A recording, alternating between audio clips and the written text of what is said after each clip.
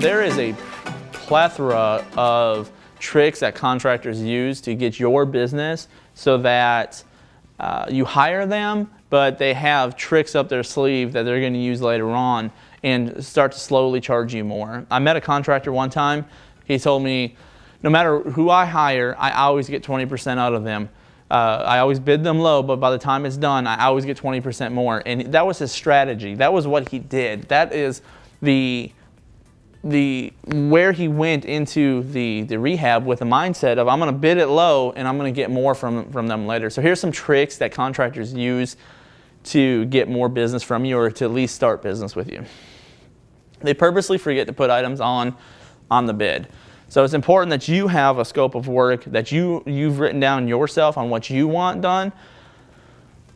For example, one contractor forgot the whole entire exterior of my property. He forgot the siding, the fascia, all the wood rot, and to paint it. So he ended up hitting me for about a 30% change order. On my whole entire scope of work, he added 30% to my business. So he went in at a cheaper rate and then ended up at a later rate. I'm not saying he did that on purpose, but this is a trick that contractors use, is they underbid stuff, or they don't put everything on the bid with hopes that they can come back in the middle of the project, because now you're kind of stuck and be like, okay, we missed this, and this.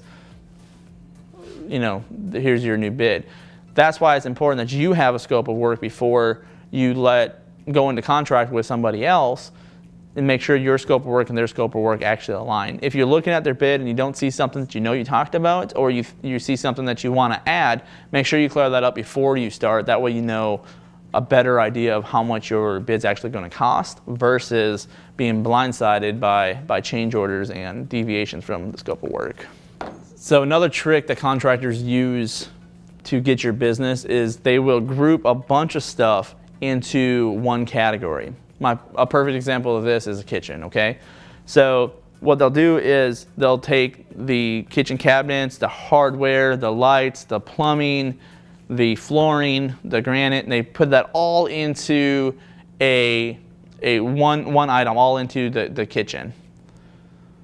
What this does is it makes it very difficult to hold them accountable. I'm okay with them putting it all into one large group, but it has to be broken down. Don't let your contractor say kitchen $5,000 and then leave it untold what is included in that $5,000. If you're getting new cabinets, clarify new cabinets, new uppers, new lowers, or new doors, or a new P-trap, right? New garbage disposal. Don't let them just say kitchen and then leave it open-ended and you don't know what you're receiving.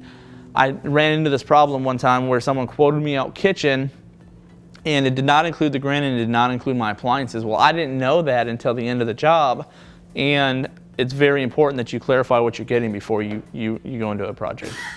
So a lot of times contractors will use a trick, and they'll tell you that they are experienced in doing that type of remodel when they've never done a remodel like that in their entire life.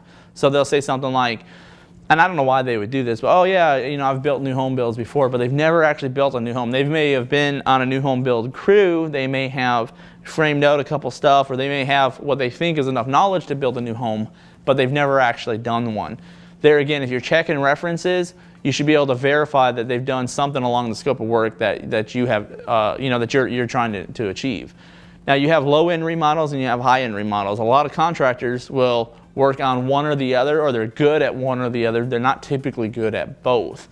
So sometimes if a contractor works on a low-end house, it's crooked, it's already wavy, the texture's not that good, and that might be the type of quality that they're used to producing because it's okay, say for a 1920s or 1930s or 50s house, everything's already so crooked that they can't fix it 100% perfect, but that's the type of quality that they give.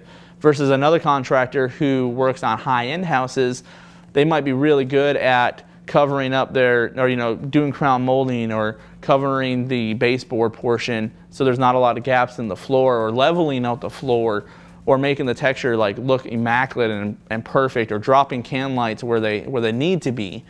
And I'm just letting you know that there's a couple different variations of contractors, and work with a contractor who has done a job like yours, not one who's done projects that's not like yours.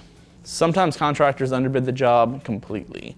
They just flat out underbid it and they don't have enough money to finish the job. Now, sometimes what happens in the situations, they'll start off strong, they'll get the demo done, they'll get the paint done, which, by the way, if somebody paints a house, once they get to that step, it looks like they completed 50 or 60% of the rehab, when in reality they've probably completed less than 10%. So keep that in mind. It might look like they're making a lot of progress, but if you don't have a scope of work that's very detailed, you might see that, or if you go back to your scope of work that is very detailed, you'll see how much progress they've actually made. Paint makes a house look crazy amount of times better than where they're at. But sometimes they go in and they underbid it, they take your money, they get to the paint stage, they take your money again because they need to get to the next draw schedule and they need that funds, and then they disappear. It's common that small contractors do that. I don't even know if they do it on purpose, but at some point they realize, oh, I don't have enough funds, they're just going to take the money and run. There are some cures and protections for that we're going to talk about here in a little bit. But just know that sometimes if you have 5 bids that are $50,000 and then you have one bid that's like $25,000, you probably know that one contractor underbid you so much, you're probably going to have problems with your rehab when it's all said and done. My name is Ron Carlson. I'm with Renovation Gurus. I appreciate you taking time to watch all this information. I'm hoping that it benefits you in your investment world, that you are able to buy more houses, that you're wiser, smarter because of this education.